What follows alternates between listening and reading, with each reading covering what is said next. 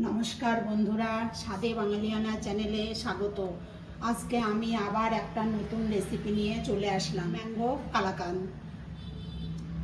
এখন বাজারে অনেক আম পাওয়া যাচ্ছে, চলুন আমরা দেখে নিই রেসিপিটা কিভাবে বানাবো। এই যে এখানে 2 লিটার দুধ বসিয়ে দিয়েছি। এইটা এখন আমি ভিনিগার দিয়ে ছানা করে নেব। আপনারা প্যাকেটের দুধও নিতে পারেন কিংবা গরুর দুধও নিতে পারেন। এই যে দুধটা আমার উতলে গেছে, এখন আমি এর মধ্যে ভিনিগার দিয়ে দেব। 2 লিটার দুধের জন্য আমি এখানে 4 চামচ ভিনিগার দিব।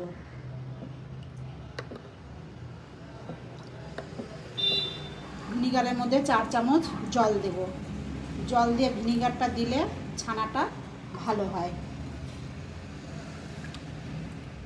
একটা উতলানোতেই আমি ভিনিগারটা দিয়ে দেব।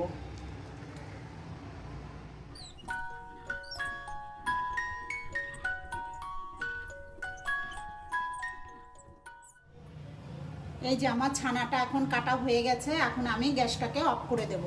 আমি এখন ছানাটাকে ছেঁকে নেব।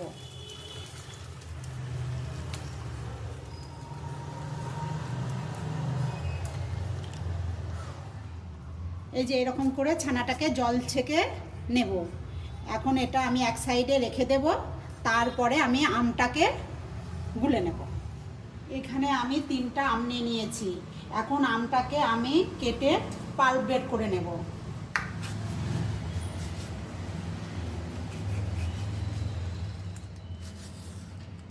এরকম করে আমি 3টে আমকেই কেটে নেব। একটা চামচের সাহায্যে এটা বের করে নেব। যাদের মিক্সি গ্রাইন্ডার নাই তারা পাল্প কী করে বের করবেন সেটা আমার পুডিনের ভিডিওতে দেওয়া আছে। আপনারা যারা নতুন জানেন না তারা দেখে নিতে পারেন। সবটাই আমার নিয়ে নেওয়া হয়ে গেল। আমি আবার পাল্পটা করে ফিরে আসছি। এখন একটা কড়াই বসিয়ে নিয়েছি। এর মধ্যে এখন আমি যে পাল্পটা বানিয়ে রাখছিলাম সেই পাল্পটা দিয়ে দেবো। এবার হচ্ছে 1/2 কাপ চিনি, 150 গ্রামের মতন আছে। আর আপনাদের স্বাদ অনুযায়ী দেবেন। আমটা কেমন মিষ্টি থাকবে তার উপরে। এটা এখন আমি ভালো করে জাল দিয়ে নেব। এই যে এখন চিনিটা মেল্ট হয়ে গেছে এর ভেতরে। এটা এখন একটু আমি গরম হতে দেব। এখন আমি ছানাটাকে একটা থালার মধ্যে নিলাম, নিয়ে এরকম করে আমি মুথে নেব। এই যে আমার আমের পাল্পটা জাল হয়ে গেছে। এখন আমি এর মধ্যে যে ছানাটা আমি মেখে রাখলাম সেই ছানাটা দিয়ে দেব।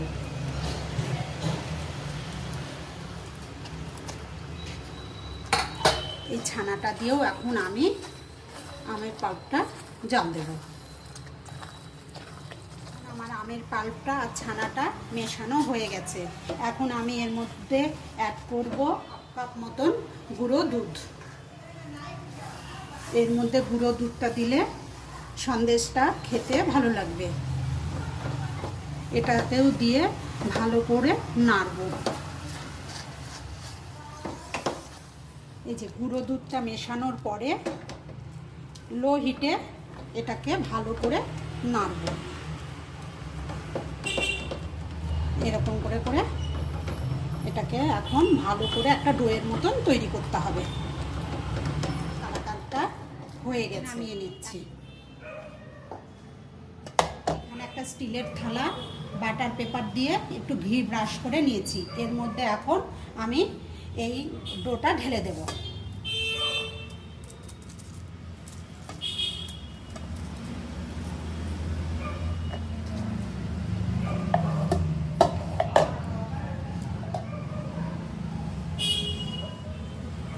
এটাকে আমি এরকম চেপে চেপে পুরো থালার মধ্যে ছড়িয়ে দেব। এই যে আমার এখন কালাকানটা সেট হয়ে গেছে। এখন এটা আমি রেখে দেব 1 ঘন্টার জন্য। আপনারা বাইরেও রেখে ঠান্ডা করতে পারেন, নর্মাল ফ্রিজেও রাখতে পারেন। আমি এটা নর্মাল ফ্রিজে 1 ঘন্টার জন্য রেখে দেব। তারপরে আমি ফিরে আসব, এসে আপনাদেরকে কেটে দেখাবো। এই যে 1 ঘন্টা বাদে আমি ফ্রিজ থেকে বের করে নিয়ে এই যে দেখাচ্ছি কেমন হয়েছে কমেন্টে জানাবেন। দেখুন একদম টাইট হয়ে গেছে। থালা দিয়ে এর উপরে কালাকানটাকে ঢেলে নিচ্ছি। পেপারটা এখন এর উপর থেকে সরিয়ে নেব। এখন এটা আমি পিস পিস করে কাটবো।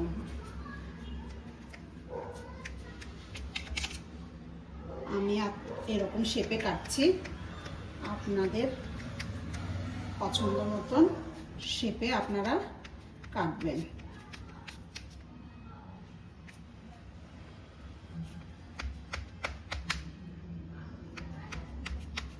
এই আমের কালাকানটা খেতে ভীষণ সুন্দর হয়। আপনারা একবার হলেও আম থাকতে থাকতে বানিয়ে খেয়ে দেখবেন, খুব সুন্দর হয় খেতে। ছোট থেকে বড় সবাই খুব পছন্দ করবে। 2-3টি উপকরণ দিয়েই এটা বানানো যায়। এই দেখুন দেখতে কত সুন্দর হয়েছে। আমি একটা আপনাদেরকে ভেঙে দেখাচ্ছি।